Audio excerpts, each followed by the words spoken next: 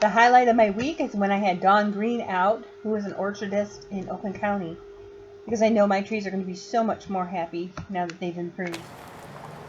Typically you don't want, like these branches that are really low to the ground, we want to take those off so that it's not, because if it gets fruit on it, it's going to be laying on the ground. Gotcha. Okay.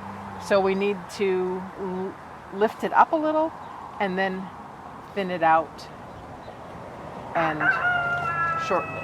You don't want super long branches.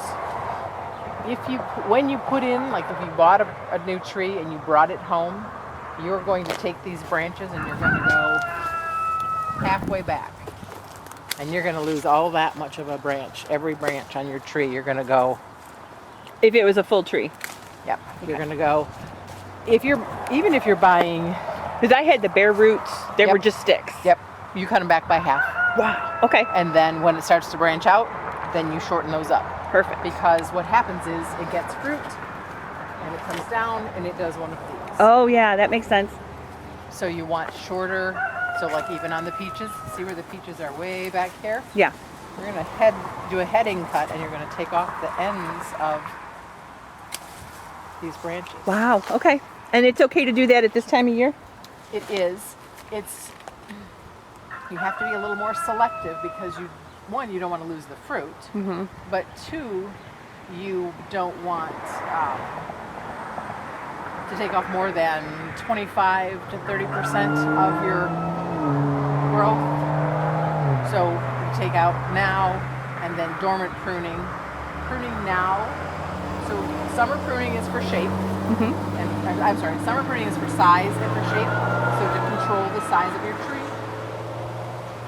Winter dormant pruning is to create, it reacts with a vigorous growth and production. So and you also want to have them so you can pick them from the ground. For real. Yeah. So that's helpful. Do you do a lot of canning? I mean, so you do want a lot of production from what you have. And this is the first year this thing has gone crazy with peaches. Yeah. So it's exciting. Yeah, it's very exciting. I think that I would prefer to focus more on pruning the things that don't have fruit as opposed to do anything that's going to stress the tree. Right. Especially since we've got kind of this drought thing going on. Okay. So, but definitely it's one that it needs sun. And it will, we can get it under control once it's done.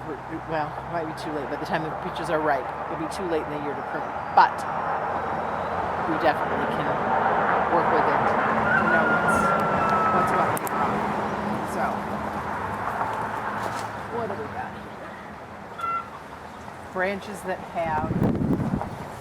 So like where we've got all this crossing stuff. Crossing branches. Okay, basic. Okay, so this one's going right straight up and it's off another branch. So we're going to take this one right there and get it the heck out of the way for now. And we've got so much. So another one that you look at is when you've got branches that have less than a 45. Okay. So like down here, this piece really needs to come off the whole tree. This whole really? Okay. section. Yep. You're talking about main branches then, not even just the smaller branches. No, because you want one main trunk. I'm going to take the stuff off the bottom right here. Like the really low stuff. And that's going to start us out. And there's a crossing like going off at a weird angle there. So let's move these. Great. See what we've got. Yeah, I was kind of afraid to even do anything to them yet because I didn't want to do it wrong. But it sounds like you're talking about basic shrub pruning. Yes. Okay. So a lot of pruning and things is very similar. Okay. So this way I would say. So see how we've got this going at this. So we're going to have to make a determination somewhere. Oh my goodness. We're going to have to see how you've got this going and that going. And that one going. Take some of these smaller ones out to see what we've got to start with. You don't ever want to, and you know this if you know pruning basics, you're not going to prune and leave a stub, right? You're going to come back to just outside your branch collar here, because any bits that you're leaving long that aren't, like you can leave it here next to the leaf, but if you cut halfway in between, then this is going to die back to where it's got that. So yeah, branch. So it's a branch. Okay. So we're trying to look at, now this piece goes back into the tree. See how it's going back there? And that's not doing anything, so we're just going to take it off there. See a branch. A lot of times if you look, when you look back, say, okay, if I take, you know, you're looking at it and go, okay, well, I bet this is too long. But you can minimize the number of cuts you need to make if you kind of follow it back farther and say, okay, what are all the things that are going to have to, like there is a crossing branch, so we know that's not good. Right? Yep. So we're going to take, and it's less than a 45-degree Okay. angle on here, and we haven't determined yet whether we're going to take this whole piece out, but we'll look once we get going and say, okay. And I think at this point in the year, it's too much to try and take out like a major big one. piece. It would hurt the tree. Yeah, since it's not producing, I would rather wait and let's see what it does in the winter. Make sure we don't have any kind of, you know, storm damage this summer or anything else. We'll take out some stuff that's crossing and just get a little bit of air circulation in here and see. So this one's going out. Okay, so any inward branches. So the stuff is going inward because eventually it's going to cross and it's going to rub. So this is just what have I got here? Milkweed. Sorry. Yeah, that's okay. It's just I just wanted it's a stray milkweed branch. So, but then again, we've got all this stuff that's going way up into the sky, and I'm 6 feet tall, and I've got a little bit of a reach. So we're still talking. Right. So I would say I would probably go here. But again, so if you look at it, so this bud is going out and this one's going in. So what this is going to do, if you cut to this one, if I cut here, then I'm forcing the growth going into the tree, which I don't want it to do. So I can cut here, so it's going to come out, or here, so it's going to come out. And I think I want this one.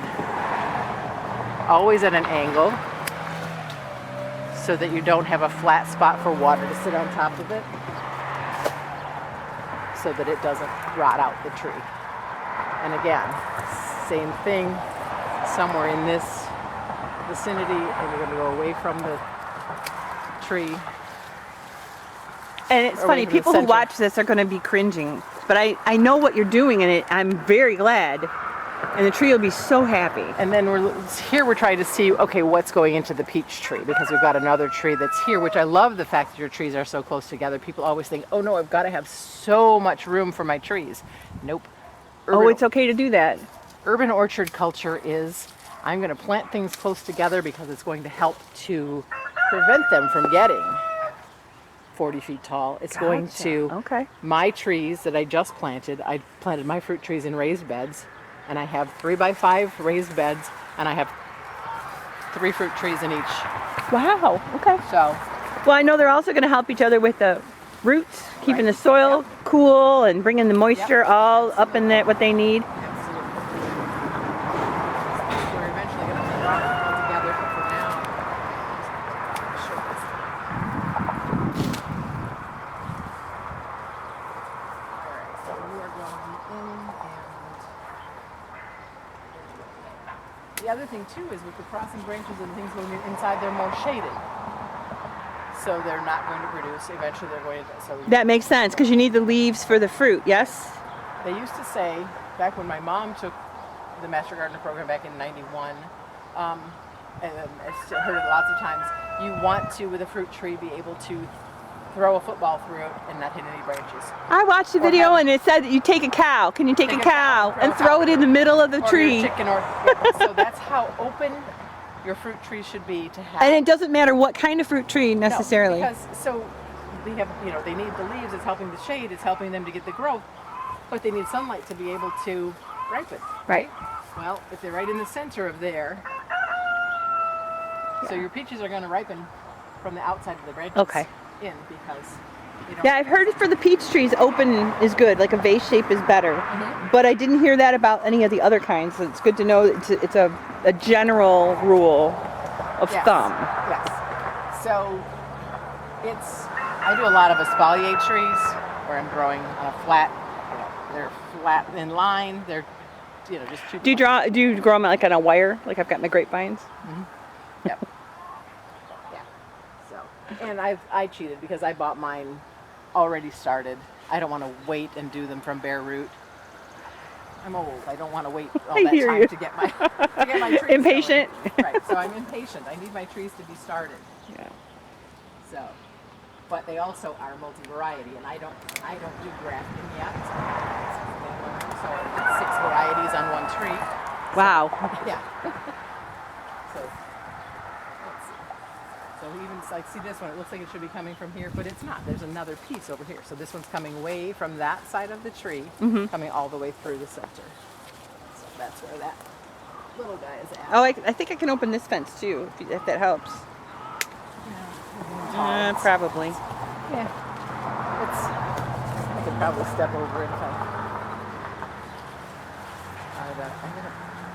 if this milkweed and I are not friends. You gotta get out of the tree so I can see what I'm doing.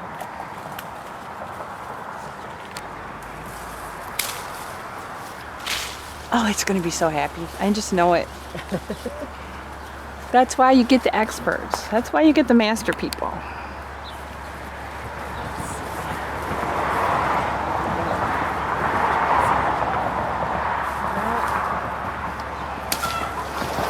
And it's fun too because you already know what it's going to look like and how it will end up producing, what the better results are going to be by trimming.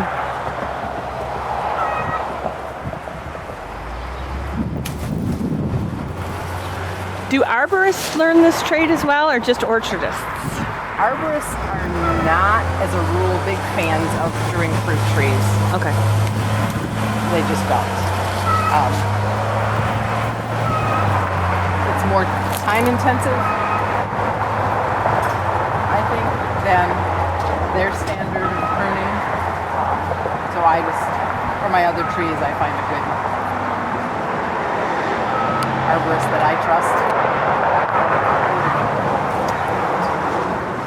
Do you think this patch would benefit from espalier since they're close together? You would lose a lot at this point. It's sort of something when they were bare, like when they were whips, when they were bare root, if you have to start from there. But at this point in time, I don't know that you have to take off an awful lot of. Okay. And you would reverse and go back to not having much production again for a while. All right. Let's see. I think when it's all said and done, if we leave two, here's what I'm seeing when I look at the tree is because there are these pieces and because this is so large, I think that what I would do is eventually what we're going to do is we're going to remove this one and we're going to remove The center? this one. Yep, and leave these two. This to be the main trunk and this to be a separate because it's well established and it's doing well. Earlier on, I probably would have taken this one off and this one and left this as the main. But now as I'm looking at it, I think that this and this, because this one's going to rub on everything. In the center. In the center. So if we just took it off there, that would leave you this main and this main. And I think that would And be then a good keep start. the side one on the right hand side or not? This the one one? that's behind that one? No, this one would attached to it?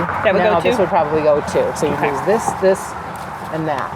And Okay. it's still going to give you a well established tree, but not all of this excessive growth. Okay. And is this something I should do late winter while it's sleeping? Yes, those are cuts you would take. Yeah, make Okay. when it's dormant. So here's it.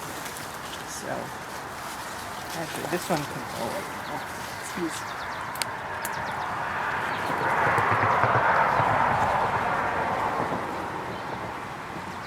See if my sharpened pruners are actually sharp enough. Are those the gear kind of pruners that help you? They're just Falcos.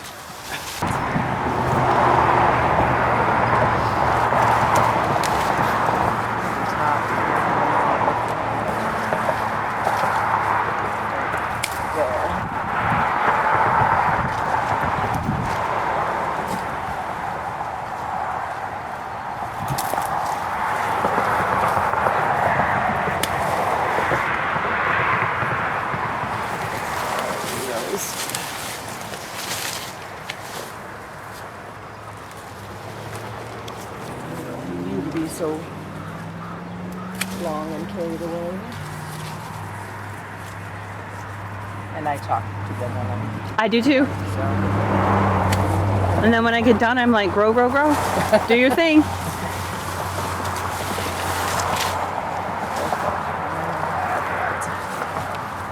This coming from branch over here.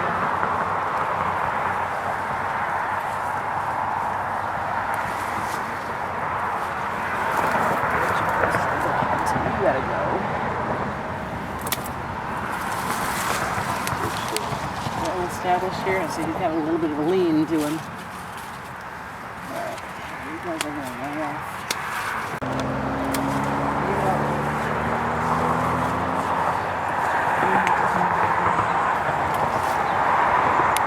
More time. There's two options. When people start pruning, they look at it and they're afraid to even make the first cut, or they get so carried away they never step back. And they come back and get a little Charlie Brown and tree. realize that the pile of branches is larger than what the tree has left. Aww. So, going into the tree, out this way. You decide if you go, then we'll take you.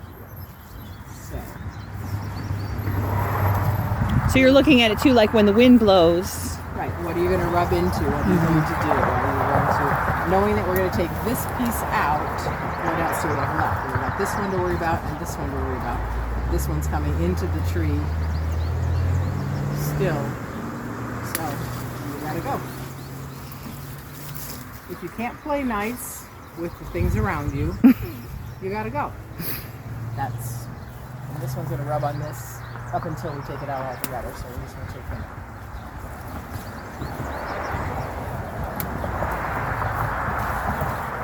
Alright, so that's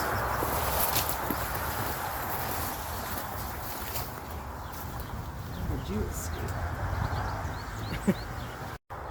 That the branches aren't stacked on top of each other, right? So you've got them close together and stacked on top of each other. So if this had fruit on it, and you got this branch right below it, and this one gets fruit, it's going to come down and it's going to create the weight. So by having shorter branches, they don't have as much give, right? So they're not. That makes sense. Mm-hmm. They're not as likely to break from the weight of the fruit, and you're still going to get a lot of fruit in a smaller. I think that's what a lot of people are afraid of, is they won't get enough fruit, or they won't get any fruit. Right. If they prune. Right. But you're more likely to get no fruit if you don't prune. Makes sense. Because the tree has put all of its energy into all of this growth, and it doesn't have any energy to produce fruit. So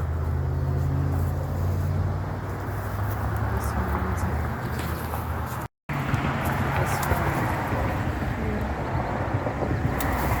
This one. So this piece was, so we had all this going on. We had this one here. So we're going to take that piece out and shorten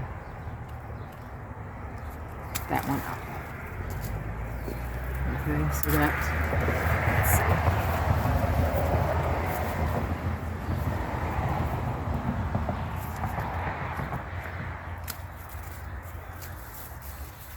And then, here, see?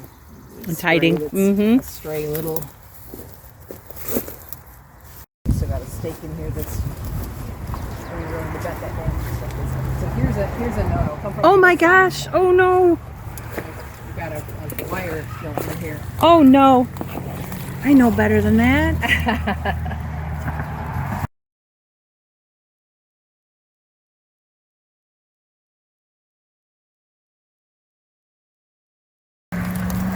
a tomato plant when you plant it and you've got the sucker. Yes. Okay. So hopefully, So suckers on the fruit tree are like suckers on the tomatoes? well, what this one has done is if you plant too deep, you may get growth from your rootstock. Mm-hmm. So, which a lot of people don't realize is that's one of the reasons that when you plant fruit trees, make sure that your root flare and your root graft, your root graft is above ground by 2 to 3 inches, or you will start having fruit come back, like a tree come from the rootstock, which is not the desirable fruit.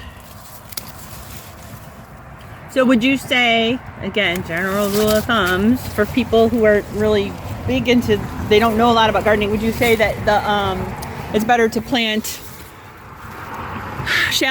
more shallow than deep? So when you buy from a nursery and it's a potted fruit tree, you should be able to see a definite difference between the rootstock and the graft. It's really obvious. That should be 2 to 3 inches above the soil level. Okay. And that's what you should make sure that you do. Okay. But the rootstock goes under the soil, but the graft stays up. The graft stays up. Okay. Yes, the graft stays up because otherwise that growth coming from that, if it's a vigorous rootstock, which is most likely then that it's going to try and grow its own tree. Okay. Oh, that's not good. No, that's not good because it's going to compete then with what's grafted on it. Okay. The one that's grafted on it is the one that's got the better fruit. That's the reason it's grafted. So what we need to figure out in this tree is, so this piece needs to go right here.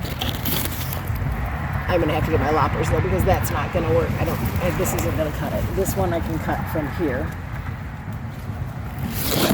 Typically when you plant a new fruit tree, you want to take off the branches. Anything that's below knee high. Okay. You don't want branches. You don't want fruit tree branches that close to the ground. Okay. Because you don't want your tomatoes to be that close. That makes sense. So yeah. You just don't. So are you saying nearly all of those on the bottom should go? Well, this one's right in the center, so this one needs to go because it's rubbing against this. Okay. This one, yes. This should all go. Okay. And then we need to determine what's going on here. I'm hoping that this is not from the rootstock, but one or the other of those in. Typically, if it was my tree, I would take off all of that. Like this one, those So four. We And can't keep the main branch. and keep this one. And then down below, you would take out that thin one too on the left. Is that This closest one? to? Yeah. Okay. Yep. Start here, Okay. and everything that's below here and that side of it, I would take out. Oh, okay. Just because we don't know what's going on over there, but also it's too much. It's too much. I mean, if there's still enough growth on this side of the tree, because then what you can do is they can straighten this back up. It's like the whole thing is pushing it away from the pear tree, but that's running into your pear. I would take all of that off again because it's so low. That's what I would do. So I would do that while it's dormant again? Yes. Okay. Yeah, we can take off some of it. And then would I physically straighten it, or would it just straighten naturally because we're going to remove a lot of these branches? It will start to straighten, but what I would do is I would take like an old clothesline prop. I wouldn't tie it. I would take a forked branch and I would put it here and lean to tip Just it. kind of give it a little bit of Give it a support. little bit of nudge So the roots will grow. Yep, and to send into it the ground. straighter. Okay. Yeah. Besides the fact you don't want it to get, we're going to keep it short, but you've got lines there, and technically the power company can come in and they can cut your tree without your permission. Oh no! I thought it was if it's within 10 feet of their line. within 10 feet. Okay. Yeah. 10 vertical feet or 10 horizontal? feet. Well, They decide. They decide. If they're up there and somebody decides, oh, this looks like it's going to be in our way before we come back in 10 years or whatever, we're gonna cut it. All right. And their pruning is It's drastic. Yes. It's efficient. How's that? yes, efficient. There you go. That's one way to put it. Excessive would be another. Okay, so you So here's another decision-making point. So this one is, again, this is not a tree. This doesn't really have as much angle as it should. This is a great branch angle here. Okay. And here. Right angle? And here, yep. Yep. More than 45. That's close to, right? But it's so close to the ground. I think that this one, we want to make sure. What happens when when it has a narrow crotch angle is that when there's much weight on the outside of it, It can snap. it can snap. Yeah. And the damage from it snapping is much greater than if you prune it and say, okay, this isn't good for you, And that wouldn't be just from fruit. That could be from snow or ice or snow or ice anything. or anything else, Okay. right? So there's any number of things. So we're going to shorten it for now. And Great. shorten this quick so it doesn't run in. So these have to play well together. This one, and again, we want them to, and they produce fruit when they're in a more horizontal position than they do when they are vertical. Okay. So all the vertical growth, it needs someplace to stop. So what they do is branches know, like the tree knows when it's got the weight of fruit on it, or you can make it have weight. You hang weight on it and start to tip it. It thinks it's got fruit, and it will produce more fruit. Oh, wow. Okay. So these guys are going to get shorter.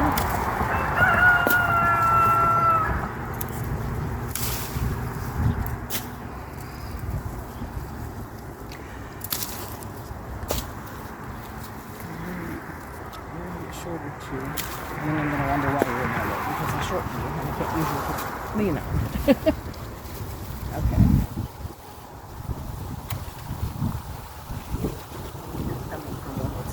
Right? So I would say that this branch gets super short for now, just to say we're not going to. And then of these two, keep the one on top and not the one on the bottom. We're going to take this one all the way off because of the...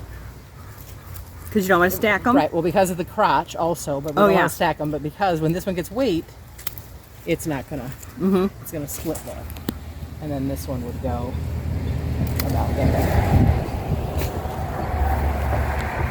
So then over here, we get to where we're going to... Here's a sucker or a water sprout. For a couple of years. Do you do classes where you train people to be arborists or orchardists? I've done some. I went to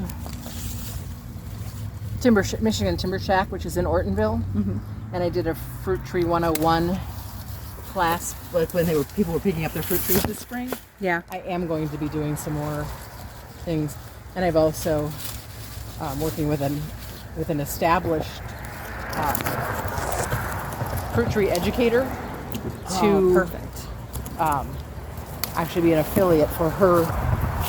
She's got all the stuff recorded. So instead of me trying to reinvent the wheel, Thank God. so yeah, right. This one is from one of the pieces that we're going to take out entirely. So I'm just going to take this one back instead of trying to just shorten it. Since we're going to take this piece out later. And this is super low. We're just going to take him out here. And then we can go, okay, you can come up to here. And again, we're looking at the direction of the, and trying to say, okay, I want to make you grow the same as you would if you're pruning a shrub or a rose or so you can encourage the tree to grow the direction you want it to if you look at which way they're headed. Okay, so this is all the piece that we said is going. So I'm going to take these ends off that are running into the pear tree so that we're just not so.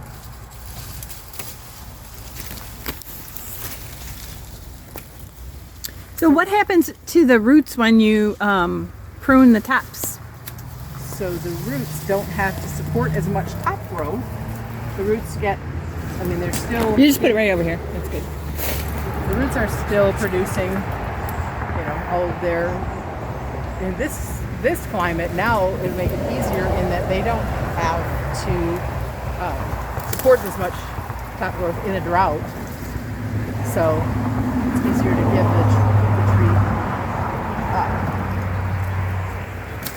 nourished and healthy by the fact you're not trying to support all this in a drought. Sorry, I'm walking and talking at the same time. Oh, that's not a problem.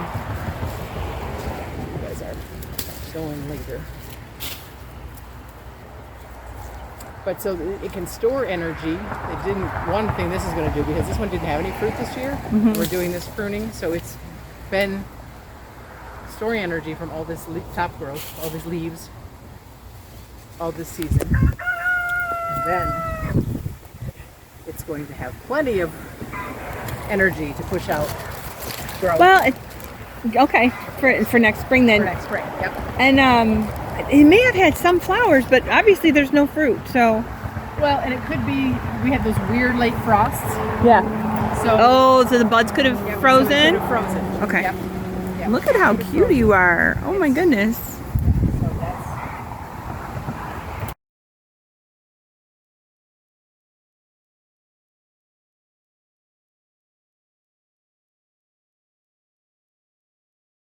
self-fertile. Or if you buy more than one tree, make sure that they are pollinizers for each other. You can have 2 apple trees or 2 cherry trees, but they may not be the appropriate pollinizer if the bloom times are off. Okay. And also, even with self-fertile trees, you will always get a better harvest if you have a second tree. So if you're not concerned in a large production amount and you just want some for fresh eating, or a few jars of this or that, you'll be okay with a self-fertile one. But if you want a lot of production, you typically, even with a self-fertile tree, will want more than that. Okay. Okay? So I may need to add another cherry tree.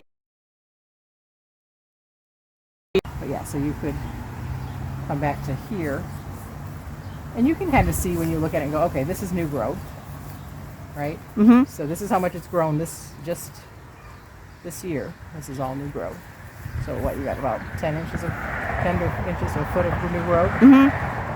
So would I do that now or wait? No, I would wait. I wouldn't stress. I mean, we've got too much. Let the fruit go first. Let the fruit go now. Yeah. Would I do it after the fruit is off? It's a little. Then it will be later, won't it? Later. Yeah. Okay. Yeah. All right.